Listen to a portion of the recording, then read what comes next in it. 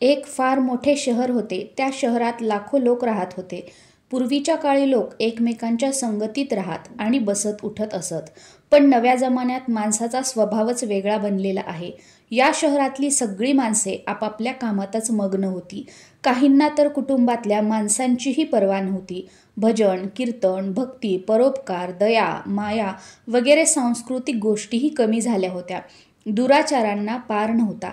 दारू, जुगार, रेस, सट्टा, व्यभिचार, चोरी वगैरे अनेक गुन्हे शहरात सर्रास होत होती. अशी एक म्हण आहे की हजारो निराशेच्या गोष्टीत एक अमर आशा लपलेली असते. त्याप्रमाणे शहरात इतका मोठा दुराचार असूनही त्यात काही चांगली माणसेही होती. अशा चांगल्या माणसात शीला आणि तिचा पती यांचा संसार गणला जात होता. शीला वृत्तीने धार्मिक आणि संतुष्ट होती. तिचा पतीही विचारी आणि सुशील होता. ती पती पत्नी इमानदारीने जगत होती. ती कधी कोणाची निंदा नालस्ती करीत नसत आणि ईश्वर भक्तीत सुखाने कालक्रमणा करीत. आदर्श असा त्यांचा संसार होता आणि शहरातले लोक त्यांच्या संसारी जीवनाची वाखाणणी करताना थकत नसत. शीलाचा संसार याप्रमाणे सुखात चालला होता. पण म्हणतात ना, कर्मगती काही निराळीच असते. विधात्याचा लेख कोणी वाचू शकत नाही. माणसाचे भाग्य एका घडीत राजाचा रंक बनविते आणि रंकाचा राजाही बनविते. न जाणो शीलाच्या पतीला मागील जन्माचे कर्मफळ भोगण्याचे कदाचित बाकी असेल. त्यामुळे त्याला वाईट संगत लागली. संगतीचा परिणाम म्हणून एका रात्रीत कोट्याधीश होण्याची स्वप्न तो पाहू लागला. भलत्याच धंद्यात तो पडला आणि करोडपती होण्याऐवजी रोडपती झाला. रस्त्यातील भिकाऱ्याप्रमाणे त्याची हालत झाली. शहरात दारू, जुगार, सट्टा, रेस, चरस, गांजा वगैरे वाईट सवयी फैलावल्या होत्या.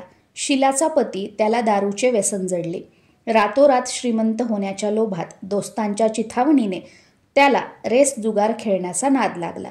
थोडेफार शिल्लक राखलेले पैसे आणि बायकोचे दागिने वगैरे सर्व काही तो गमावून बसला. एक काळ असा होता की आपल्या सुशील पत्नीच्या सहवासात तो आनंदात आणि मजेत राहत होता आणि ईश्वर भजनात सुखाने आपला काळ घालवत होता. त्याऐवजी आता घरात दारिद्र्य आणि उपासमार आली. पूर्वी सुखाने खायला प्यायला मिळत होते. त्या ठिकाणी आता 2 वेळ पोटभर जेवण मिळायचेही वांदे पडले आणि नवऱ्याच्या शिव्या खायची शीलावर पाळी आली. शीला सुशील आणि संस्कारी स्त्री होती. पतीच्या वर्तनाचे तिला खूप दुःख होत होते. पण परमेश्वरावर भरवसा राखून आणि मन मोठे करून ती सर्व सहन करत होती. अशी म्हण आहे की सुखानंतर दुःख आणि दुःखानंतर सुख हे अवश्य येतच. त्यामुळे दुःखानंतर एक दिवस सुख येईलच अशी श्रद्धा मनात ठेवून प्रभुभक्तीत ती लीन झाली. अशा रीतीने दारुण दुःख सहन करता करता आणि प्रभुभक्तीत दिवस घालवता घालवता एक दिवस दुपारी तिच्या दरवाजात कोणीतरी येऊन उभं राहिले. शीला विचार करू लागली की माझे घर दुःखाने आणि दारिद्र्याने भरले आहे. अशा वेळी माझ्याकडे कोण आले असावे बरे. तरी पण आपल्या दारी आलेल्यांचे स्वागत करण्याचा आर्यधर्माचा संस्काराची जाण असल्यामुळे ती उठली आणि तिने दरवाजा उघडला. पाहिले तो तिथे एक माताजी उभी होती. वयाने ती खूप मोठी दिसत होती. पण तिच्या चेहऱ्यावर अलौकिक तेज झळकत होते. तिच्या डोळ्यातून जणू अमृताचे थेंब पडत होते. तिचा उमदा चेहरा करुणा आणि प्रेमाने चमकत होता. तिला पाहताच शीलाच्या मनाला अपार शांती वाटली. त्या माताजीला ती ओळखत नव्हती. तरी पण तिला पाहताच तिचे मन आनंदाने भरून आले. माताजीचे स्वागत करून तिला तिने घरात नेले आणि एकुलत्या एक फाटक्या तुटक्या चटईवर मोठ्या संकोचाने तिला बसवले. माताजी तिला म्हणाली, काय शीला, मला तू ओळखले नाहीस? काहीशा संकोचाने शीला म्हणाली, माताजी, तुम्हाला पाहून मला खूपच आनंद झाला आहे. मनाला शांती वाटत आहे. असे वाटते की कित्येक दिवस ज्यांना मी शोधत आहे त्या तुम्हीच आहात, पण ओळख लक्षात येत नाही. माताजी हसून म्हणाली, काय विसरलीस? लक्ष्मीजीच्या मंदिरात प्रत्येक शुक्रवारी भजन होत असतं. त्या ठिकाणी मी पण जात असते. तिथे दर शुक्रवारी आपली भेट होते. पती भलत्याच मार्गाला लागल्यापासून अत्यंत दुःखी झाली होती. त्या दुःखाने ती लक्ष्मी मातेच्या मंदिरात पण अलीकडे जात नव्हती. बाहेर लोकांना भेटण्याची तिला शरम वाटत होती. ती आठवण करू लागली, पण या माताजीला कधी पाहिल्याचे तिला आठवत नव्हते. तेवढ्यात माताजी म्हणाली, लक्ष्मी मातेच्या मंदिरात किती चांगले भजन तू गात होतीस. अलीकडे तू तिथे दिसत नव्हतीस तेव्हा मी विचारात पडले की तू हल्ली का येत नाहीस. तू आजारी बिजारी तर नाहीस ना? असा विचार मनात येऊन खबर काढण्याकरता मी आले. माताजीच्या या अत्यंत प्रेमळ शब्दांनी शीलाचे हृदय भरून आले. तिच्या डोळ्यात अश्रू उभे राहिले. माताजीच्या समोर ती हुंदके देऊन रडू लागली. हे पाहिल्यावर माताजी तिच्याजवळ गेली आणि तिच्या पाठीवर हात फिरवून तिचे सांत्वन करू लागली. माताजी म्हणाली, मुली, सुख दुःख हे ऊन आणि सावलीप्रमाणे असते. सुखानंतर दुःख येतं, त्याचप्रमाणे दुःखानंतर सुख येतंच. तू मनात धीर धर आणि तुझे दुःख मला सांग. तुझे दुःख हलके होईल आणि दुःखावर काहीतरी इलाजही सापडेल. माताजीचे बोलणे ऐकून शीलाचे मन शांत झाले. माताजीला ती म्हणाली, माताजी, माझ्या संसारात खूप आनंद आणि सुख होतं. माझे पतीही सुशील होते. ईश्वराच्या कृपेने पैशाच्या बाबतीतही आम्ही समाधानी होतो. पण दैवाचा आमच्यावर कोप झाला आणि माझ्या पतीला वाईट संगत जडली. त्या संगतीत तो दारू, जुगार, रेस, सट्टा, गांजा वगैरे वाईट सवयीवर जाऊन त्याने सर्वनाश करून घेतला आणि रस्त्यावरच्या भिकाऱ्यासारखी आमची स्थिती झाली. माताजी म्हणाली, मुली, सुखानंतर दुःख आणि दुःखापाठोपाठ सुख येतच. म्हणूनच म्हटलं आहे की कर्माची गती निराळीच असते. प्रत्येक माणसाला कर्माची फळे भोगावीच लागतात. तरी पण तू चिंता करू नको. मागील कर्माचे दुःख तू आता भोगलेच आहेस, तेव्हा यापुढे सुखाचे दिवस जरूर येतील. तू तर लक्ष्मी माताजीची भक्त आहेस. लक्ष्मी माताजी ही करुणा आणि प्रेमाचा अवतार आहे. स्वतःच्या भक्ताकडे ती दयेच्या भावनेनेच पाहते. तेव्हा मनात धीर धर आणि लक्ष्मी माताजीचे व्रत कर, म्हणजेच सर्व काही ठीक होईल. लक्ष्मी माताजीच्या व्रताची गोष्ट ऐकून शीलाचा चेहरा खुलला. तिने विचारले, माताजी, लक्ष्मी मातेचे व्रत कसे करतात ते मला सांगा. ते व्रत मी जरूर करेल. माताजी म्हणाली, मुली, लक्ष्मी मातेचे व्रत अगदी सोपे आहे. त्याला वैभव लक्ष्मी व्रत किंवा वरदलक्ष्मी व्रत असं म्हणतात. हे व्रत करणाऱ्याच्या मनातल्या सर्व इच्छा पूर्ण होतात आणि त्याला यश, सुख, संपत्ती प्राप्त होते. असे म्हणून माताजीने वैभव लक्ष्मी व्रताची विधी सांगण्यास सुरुवात केली. मुली, वैभव लक्ष्मी व्रत तसे साधेसुधे व्रत आहे, परंतु अनेक लोक हे व्रत चुकीच्या पद्धतीने करतात, त्यामुळे त्याचे फळ त्यांना मिळत नाही. अनेक लोक सांगतात की सोन्याच्या दागिन्याची हळद कुंकू लावून पूजा केली की ते व्रत झाले, पण तसे नाही. व्रत हे नेहमी विधीपूर्वक आणि शास्त्रोक्त पद्धतीनेच केले पाहिजे, तरच त्याचे फळ मिळते. सोन्याच्या दागिन्याची पूजा करूनच जर त्याचे फळ मिळत असते तर सगळेच आज लखपती झाले असते. खरी गोष्ट अशी आहे की सोन्याच्या दागिन्याची विधीपूर्वक आणि शास्त्रोक्त पद्धतीने पूजा केली पाहिजे. व्रताचे उद्यापन विधीपूर्वक आणि शास्त्रोक्त पद्धतीनेच केले पाहिजे, तरच वैभव लक्ष्मी व्रताचे फळ मिळते. हे व्रत प्रत्येक शुक्रवारी करायचे असते. व्रत करणाऱ्याने स्नान करून स्वच्छ कपडे घालायचे आणि मनातल्या मनात जय लक्ष्मी माता, जय लक्ष्मी माता असा जप करायचा.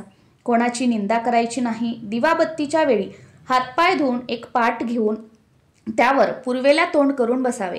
समोर एक चौरंग ठेवावा. त्यावर धुतलेला एक स्वच्छ रुमाल अंथरावा. त्यावर तांदळाची लहानशी रास काढावी. त्या राशीवर तांब्याचा लोटा पाणी भरून ठेवावा. लोट्यावर एका वाटीत एखादा सोन्याचा दागिना ठेवावा. सोन्याचा दागिना नसेल तर चांदीची एखादी वस्तू ठेवावी आणि तीही नसेल तर 1 रुपयाचे नाणे ठेवले तरी चालेल. नंतर तुपाचा दिवा लावून उदबत्ती लावावी. लक्ष्मी मातेची अनेक स्वरूपं आहेत. लक्ष्मी माता श्रीयंत्राने संतुष्ट होते, तेव्हा वैभव लक्ष्मी व्रत करणाऱ्याने प्रथम श्रीयंत्राचे आणि लक्ष्मी मातेच्या विविध स्वरूपांचे अंतःकरणपूर्वक दर्शन करावे. त्यानंतर हळद कुंकू लावून पूजा करावी व लाल रंगाचे फूल वाहावे. सायंकाळी घरी बनवलेली एखादी गोड वस्तू प्रसादाकरता ठेवावी. ती बनवलेली नसेल तर गूळ किंवा साखरही चालेल. त्यानंतर आरती करावी आणि अंतःकरणपूर्वक 11 वेळा जय लक्ष्मी माता, जय लक्ष्मी माता असा जप करावा. नंतर प्रसाद वाटावा. त्यानंतर वाटीतील दागिना किंवा रुपया काढून घ्यावा. लोट्यातील पाणी तुळशीच्या कुंडीत टाकावे आणि तांदूळ एका वाडग्यात पक्ष्यांना घालावे. अशा रीतीने शास्त्रोक्त विधीने व्रत केल्याने त्याचे फळ अचूक मिळते. या व्रताच्या प्रभावाने सर्व प्रकारची दुःख दूर होऊन भरपूर धनलाभ होतो. मूल नसेल तर मूल होते. सौभाग्यवती स्त्रीचे सौभाग्य अखंड राहते आणि कुमारिकांच्या इच्छा पूर्ण होतात. हे ऐकल्यावर शीला अत्यंत खुश झाली. ती माताजीला म्हणाली, माताजी, तुम्ही मला वैभव लक्ष्मी व्रताचा जो विधी सांगितलात तो मी जरूर करीन, पण हे व्रत किती वेळा करायचे आणि त्याचे उद्यापन कसे करायचे ते कृपा करून मला सांगा. माताजी म्हणाली, अनेक लोक सांगतात की हे व्रत कसेही करावे, पण हे बरोबर नाही. वैभव लक्ष्मी व्रत हे लक्ष्मी मातेचे व्रत आहे. ते 11 किंवा 21 शुक्रवार करायचे असते. जितक्या शुक्रवारांचा आपण संकल्प केला असेल तितके शुक्रवार हे व्रत करायचे. व्रताच्या शेवटच्या शुक्रवारी शास्त्रोक्त विधीप्रमाणे व्रताचे उद्यापन करायचे. शेवटच्या शुक्रवारी दर शुक्रवारी करतो त्याप्रमाणे पूजाविधी करून नारळ ओवाळायचा, पण त्या दिवशी खिरीचाच प्रसाद बनवायचा. त्यानंतर 7 कुमारिका किंवा 7 सुवासिनींना हळद कुंकू लावावे आणि भेट म्हणून वैभव लक्ष्मी व्रताची एक पुस्तिका आणि खिरीचा प्रसाद द्यायचा. नंतर धनलक्ष्मी स्वरूप वैभव लक्ष्मी स्वरूप माताजींच्या फोटोला वंदन करायचे. लक्ष्मी मातेचे हे स्वरूप वैभव प्रदान करणारे आहे. मातेला वंदन केल्यानंतर मनोमन प्रार्थना करायची की हे धनलक्ष्मी माता, मी अंतकरणपूर्वक वैभव लक्ष्मी व्रत केले आहे. माझे कल्याण कर, माझ्या इच्छा पूर्ण कर, निर्धनांना धन दे, निसंतानांना संतान दे, सौभाग्यवतींची सौभाग्य अखंड राहो, कुमारिकांच्या इच्छा पूर्ण कर, तुझे व्रत करणाऱ्यांना सुख परत दे आणि आम्हा सर्वांना सुखी कर, असे बोलून लक्ष्मी मातेच्या धनलक्ष्मी स्वरूपाला वंदन करून आशीर्वाद घ्यावा. माताजीच्या मुखाने वैभव लक्ष्मी व्रताचा विधी ऐकल्यावर शीलाने डोळे मिटले आणि त्याच क्षणी मनातल्या मनात संकल्प केला की मी पण माताजीच्या सांगण्याप्रमाणे विधीपूर्वक आणि शास्त्रोक्त पद्धतीने 21 शुक्रवार वैभव लक्ष्मी व्रत करीन आणि शास्त्रोक्त विधीने त्याचे उद्यापन करीन. मनात संकल्प केल्यावर शीलाने जेव्हा डोळे उघडले तेव्हा समोर कोणीच नव्हते. तिला आश्चर्य वाटले की माताजी कुठे गेल्या. ती माताजी दुसरी कोणी नव्हती तर साक्षात लक्ष्मी माताच होती.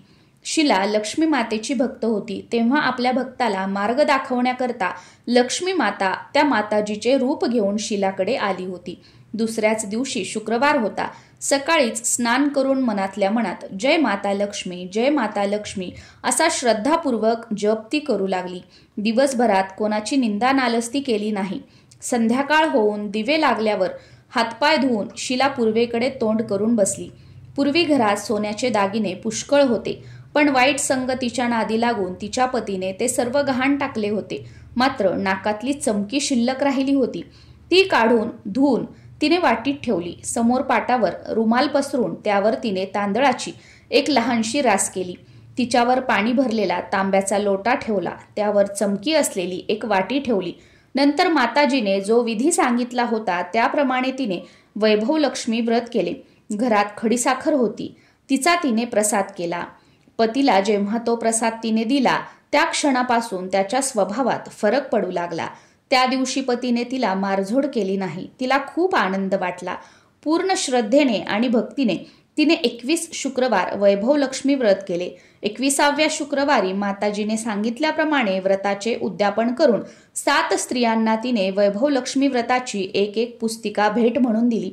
नंतर मातेच्या धनलक्ष्मी स्वरूपातील फोटोला वंदन करून तिने मनोभावाने प्रार्थना केली, हे माता धनलक्ष्मी, मी तुझे वैभव लक्ष्मी व्रत मनोभावाने आज पूर्ण केले आहे. हे माता, आमचे कल्याण कर, आमच्या मनातील इच्छा पूर्ण कर, निर्धनांना धन दे, निसंतानांना संतान दे, सौभाग्यवतीचे सौभाग्य अखंड राहो, कुमारिकांच्या इच्छा पूर्ण कर, तुझे व्रत करणाऱ्यांना सुखात ठेव, आम्हा सर्वांना सुखी कर, असे म्हणून लक्ष्मी मातेच्या धनलक्ष्मी स्वरूपाच्या फोटोला वंदन करून तिने डोळ्याला हात लावला. अशा रीतीने शास्त्रोक्त विधीपूर्वक पूर्ण श्रद्धेने शीलाने हे व्रत केले आणि तात्काळ त्याचे फळही तिला मिळाले. तिच्या पतीला जी वाईट संगत लागली होती ती सुटून त्याच्यात सुधारणा झाली. पुष्कळ मेहनत घेऊन तो कामधंदा करू लागला. लक्ष्मी मातेच्या वैभव लक्ष्मी व्रताच्या प्रभावाने त्याच्या अपेक्षेबाहेर त्याला नफा मिळू लागला. लवकरच त्याने गहाण ठेवलेले शीलाचे दागिने सोडवून आणले. घरात पूर्वीप्रमाणे सुख शांती आली. वैभव लक्ष्मी व्रताचा हा प्रभाव पाहून शेजारी पाजारी स्त्रियांनी शास्त्रोक्त पद्धतीने हे व्रत करण्यास सुरुवात केली. हे माता धनलक्ष्मी, हे माता वैभव लक्ष्मी, शीलाला जसे तू फळ दिलेस तसे सर्वांना फळ दे, सर्वांच्या इच्छा पूर्ण कर, सर्वांना सुख शांती दे. जय माता धनलक्ष्मी, जय माता वैभव लक्ष्मी.